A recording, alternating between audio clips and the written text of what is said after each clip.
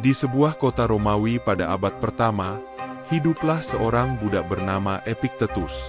Sejak kecil, ia telah mengenal penderitaan, hidup dalam kekangan, dan merasakan betapa kejamnya dunia bagi mereka yang tak memiliki kebebasan.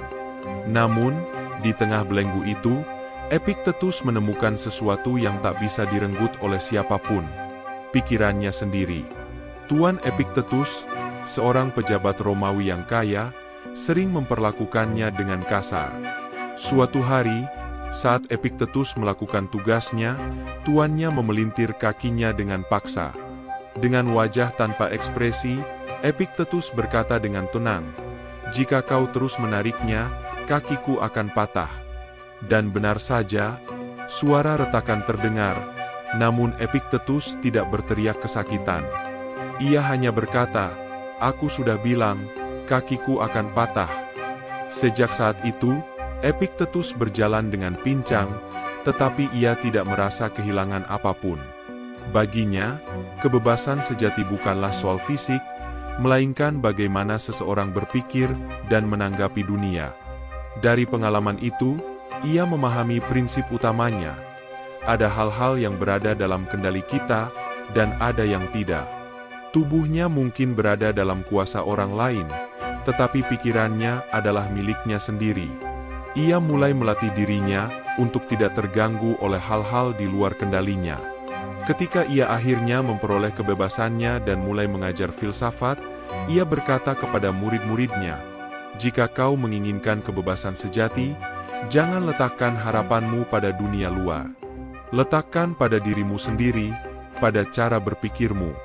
Setelah mendapatkan kebebasannya, Epictetus memilih hidup sederhana. Ia tidak mengejar harta atau kekuasaan seperti banyak orang Romawi lainnya. Sebaliknya, ia mendirikan sekolah filsafat di Nikopolis dan mengajar murid-muridnya tentang kebajikan dan ketenangan jiwa. Suatu hari, seorang pemuda kaya datang kepadanya dan berkata, "Tuan Epictetus, aku punya segala yang kuinginkan, harta, rumah megah, dan budak yang melayaniku. Tapi mengapa aku tetap merasa gelisah dan takut kehilangan semua ini?"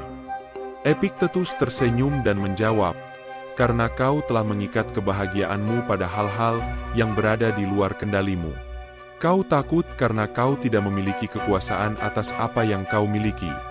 Jika esok hartamu lenyap, akankah kau tetap merasa utuh?" Pemuda itu terdiam. Epictetus melanjutkan, "Bayangkan kau sedang berlayar.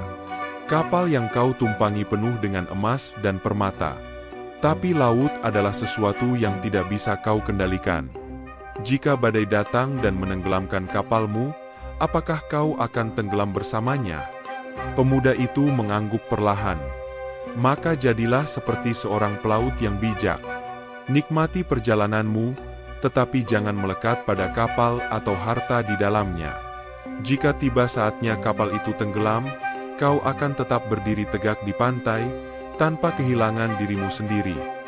Dari hari itu, pemuda itu mulai belajar membedakan mana yang bisa ia kendalikan dan mana yang tidak. Ia mulai melepaskan ketakutannya akan kehilangan dan belajar hidup dengan damai. Tahun demi tahun berlalu, dan nama Epictetus semakin dikenal. Ajarannya tentang kebajikan dan ketenangan jiwa menyebar luas, bahkan sampai ke telinga seorang pemuda bangsawan yang kelak akan menjadi Kaisar Romawi, Marcus Aurelius. Suatu hari, seorang utusan dari istana datang ke sekolahnya di Nikopolis. "Epictetus, Kaisar ingin bertemu denganmu. Ia mendengar kebijaksanaanmu dan ingin belajar darimu." Epictetus, yang saat itu sudah tua, hanya tersenyum. "Apa gunanya bagiku menemui seorang kaisar? Jika ia ingin belajar, biarkan ia datang seperti murid lainnya." Namun, utusan itu mendesaknya, dan akhirnya Epictetus setuju. Di istana, Marcus Aurelius, saat itu masih seorang putra mahkota, menyambutnya dengan hormat. "Guru Epictetus, aku memiliki segalanya. Kekuasaan, kemewahan, dan seluruh dunia tunduk padaku. Tetapi mengapa aku masih merasa terbebani? Mengapa aku terus dihantui oleh ketakutan dan keraguan? Epiktetus menatapnya dengan tenang. Karena kau belum memahami bahwa seorang kaisar sejati bukanlah dia yang menguasai dunia, tetapi dia yang menguasai dirinya sendiri. Marcus Aurelius terdiam.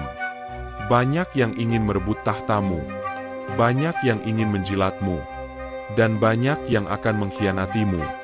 Jika kau menggantungkan kebahagiaanmu pada mereka, maka kau akan selalu berada dalam cengkeraman ketakutan. Tapi jika kau belajar untuk hanya mengendalikan dirimu sendiri, tidak ada yang bisa menyentuh kedamaian batinmu. Bayangkan kau adalah seorang aktor dalam sandiwara. Kau tidak bisa memilih peranmu, tetapi kau bisa memilih bagaimana memainkannya. Jika kau diberi peran sebagai kaisar, jalankan tugasmu dengan kebajikan. Tapi ingat, panggung ini bukan milikmu selamanya. Jika suatu hari tirai ditutup, tinggalkan panggung dengan kepala tegak, tanpa penyesalan. Marcus Aurelius mengangguk. Sejak hari itu, ia mulai menjalani hidupnya dengan prinsip Stoikisme, mencatat pemikirannya dalam buku kecil yang kelak dikenal sebagai Meditations. Tahun-tahun berlalu, dan Epiktetus semakin tua. Rambutnya memutih, tubuhnya semakin ringkih, tetapi pikirannya tetap tajam seperti pedang. Ia tidak lagi mengajar dengan suara lantang, tetapi dengan keheningan dan ketenangan yang lebih dalam dari sebelumnya. Suatu hari, seorang muridnya yang paling setia, Arrianus, duduk di sampingnya dan berkata, "Guru, kau telah mengajari kami bagaimana menjalani hidup dengan kebajikan. Tetapi bagaimana dengan kematian? Bagaimana seorang bijak menghadapi akhirnya?" Epiktetus tersenyum lemah. "Arrianus, apakah kau takut tidur di malam hari?" Murid itu menggeleng. "Tentu tidak, Guru. Tidur itu alami. Maka mengapa takut akan kematian? Ia hanya seperti tidur yang lebih panjang. Kita tidak memiliki kendali kapan kita lahir, dan kita tidak memiliki kendali kapan kita pergi. Yang bisa kita kendalikan hanyalah bagaimana kita menjalani kehidupan di antara keduanya." Arrianus menundukkan kepala, merenungkan kata-kata gurunya. Saat hari-hari terakhirnya tiba, Epiktetus tidak meratap atau menyesali apapun. Ia hidup tanpa harta, tanpa rumah mewah, hanya dengan jubah sederhana dan sebuah tongkat. Tetapi ia meninggalkan warisan yang lebih besar dari kekaisaran manapun. Sebuah cara berpikir yang mengajarkan manusia untuk hidup tanpa takut, tanpa terikat, dan tanpa diperbudak oleh hal-hal yang di luar kendali mereka. Pada suatu malam, dalam keheningan, Epiktetus menutup matanya untuk terakhir kalinya. Ia pergi seperti yang selalu ia ajarkan, dengan ketenangan, tanpa penyesalan, seperti seorang aktor yang telah memainkan perannya dengan baik dan melangkah turun dari panggung dengan kepala tegak. Bertahun-tahun setelah kematian Epiktetus, salah satu muridnya yang paling setia, Arrianus, berkelana ke berbagai kota di Kekaisaran Romawi, membawa catatan ajaran gurunya. Ia menuliskan kata-kata yang pernah ia dengar langsung dari mulut sang filsuf, hingga akhirnya terkumpul dalam sebuah karya yang kelak dikenal sebagai Discourses dan Enchiridion. Dalam suatu perjalanan, seorang pemuda membaca Enchiridion di bawah cahaya lentera. Ia adalah seorang prajurit yang baru saja kehilangan sahabatnya dalam peperangan. Dengan hati yang berat, ia membaca, "Jangan berharap dunia menjadi seperti yang kau inginkan. Terimalah dunia sebagaimana adanya, dan kau akan menemukan kedamaian." Kata-kata itu menusuk jiwanya lebih dalam daripada pedang musuh. Ia menyadari bahwa penderitaan yang ia rasakan bukan berasal dari kehilangan itu sendiri, tetapi dari penolakannya terhadap kenyataan. Dan pada malam itu, ia bertekad untuk menghadapi hidup dengan cara yang berbeda. Berabad-abad kemudian, ajaran Epiktetus kembali menggema dalam diri seorang pria bernama James Stockdale, seorang perwira Angkatan Laut Amerika. Ketika ia ditangkap dan dijebloskan ke dalam kamp tahanan perang di Vietnam, ia tidak memiliki senjata, tidak memiliki kebebasan, tetapi ia memiliki satu hal yang diwariskan oleh Epictetus: kendali atas pikirannya sendiri. Mereka bisa menyakitiku, tetapi mereka tidak bisa menguasai diriku. Selama bertahun-tahun dalam kurungan, ia bertahan bukan karena kekuatan fisiknya, tetapi karena filosofi Stoik yang telah ia pelajari. Ia tidak menyerah pada keputusasaan, karena ia tahu bahwa penderitaan hanya memiliki kuasa sejauh ia mengizinkannya. Kini, di dunia modern, ajaran Epictetus tetap hidup dalam berbagai bentuk, dari buku-buku filsafat hingga praktik mindfulness, bahkan dalam pemikiran tokoh-tokoh sukses yang menghadapi tekanan hidup dengan kepala tegak. Mungkin kau sendiri pernah mengalaminya. Rasa frustrasi karena sesuatu tidak berjalan sesuai keinginanmu, rasa takut kehilangan, atau kesulitan menghadapi ketidakpastian. Jika demikian, kata-kata Epictetus masih bisa menjadi cahaya dalam kegelapan. Tidaklah penting apa yang terjadi padamu. Yang penting adalah bagaimana kau meresponsnya. Dan dengan itu, warisan Epictetus terus berjalan, bukan sebagai kisah masa lalu, tetapi sebagai panduan bagi siapa saja yang ingin menemukan kebebasan sejati, bukan di dunia luar, tetapi di dalam dirinya sendiri. Ribuan tahun telah berlalu sejak Epictetus mengajarkan murid-muridnya tentang kebebasan sejati, tetapi dunia masih menghadapi masalah yang sama: ketidakpastian, penderitaan, dan ketakutan akan kehilangan. Namun, filsafatnya tetap hidup, menemukan tempatnya dalam kehidupan orang-orang modern, dari pemimpin perusahaan hingga atlet, dari psikolog hingga orang biasa yang berusaha menemukan ketenangan di tengah hiruk-pikuk dunia. Suatu hari, di sebuah kota besar yang sibuk, seorang pria muda bernama Daniel duduk di kafe, menatap layar ponselnya dengan frustrasi. Ia baru saja gagal dalam wawancara kerja untuk posisi impiannya. Dengan wajah muram, ia membuka aplikasi pencatatannya dan membaca sebuah kutipan yang telah ia simpan. Bukan peristiwa yang mengganggu kita, tetapi cara kita menafsirkannya. Epictetus. Daniel berhenti sejenak dan merenungkan kata-kata itu. Ia menyadari bahwa kegagalannya tidak menentukan nilainya sebagai pribadi. Itu hanya sebuah peristiwa yang netral. Yang penting adalah bagaimana ia meresponsnya. Alih-alih terjebak dalam kesedihan, ia memutuskan untuk melihat pengalaman ini sebagai pelajaran. Ia mengevaluasi kelemahannya dalam wawancara, memperbaiki persiapannya, dan mencoba lagi. Dalam beberapa bulan, ia mendapatkan pekerjaan yang lebih baik daripada yang ia lamar sebelumnya. Dan kali ini, ia menghadapinya dengan sikap yang lebih tenang dan percaya diri. Di tempat lain, seorang atlet profesional bernama Maria bersiap untuk kompetisi penting. Ia telah berlatih selama bertahun-tahun, tetapi di balik senyumnya, ada kecemasan yang menggerogoti pikirannya. Bagaimana jika aku kalah? Bagaimana jika aku mengecewakan semua orang? Sebelum bertanding, ia membaca kutipan lain dari Epictetus. Kendalikan apa yang ada dalam kuasamu. Jangan khawatirkan sisanya.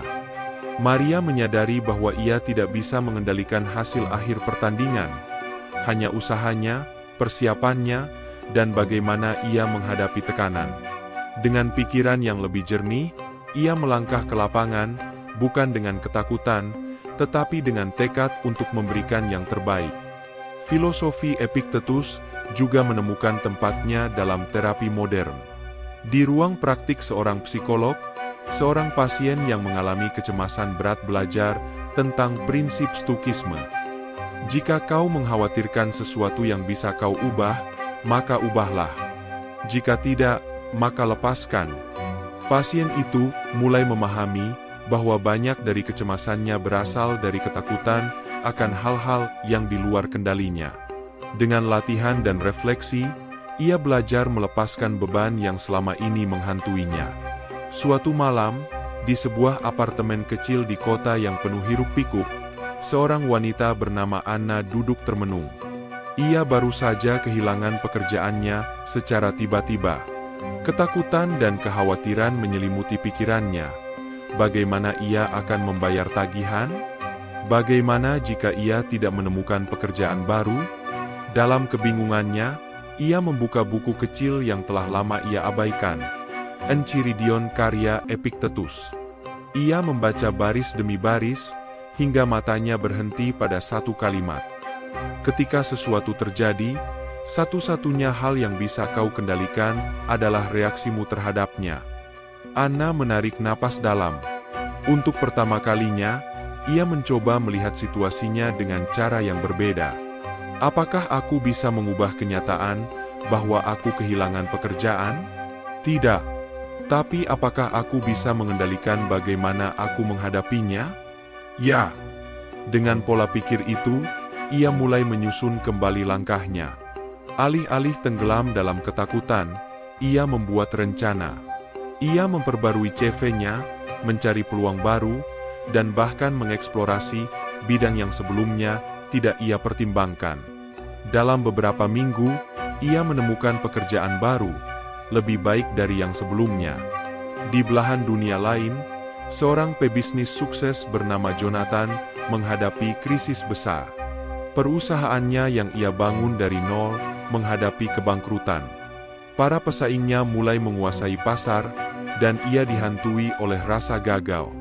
Dalam pencariannya akan ketenangan, ia membaca tentang seorang kaisar Romawi yang hidup lebih dari 2000 tahun lalu, Marcus Aurelius, murid Epictetus. Ia menemukan catatan pribadi sang kaisar. Lihatlah setiap hambatan sebagai kesempatan untuk berkembang. Apa yang menghalangimu justru membimbingmu. Kata-kata itu menggugahnya. Ia berhenti melihat krisis sebagai akhir, tetapi sebagai tantangan untuk berkembang. Dengan pemikiran yang lebih jernih, ia merestrukturisasi bisnisnya, beradaptasi dengan keadaan, dan menemukan cara baru untuk bertahan. Beberapa tahun kemudian, ia menyadari bahwa tanpa krisis itu, ia tidak akan pernah menemukan strategi yang lebih baik.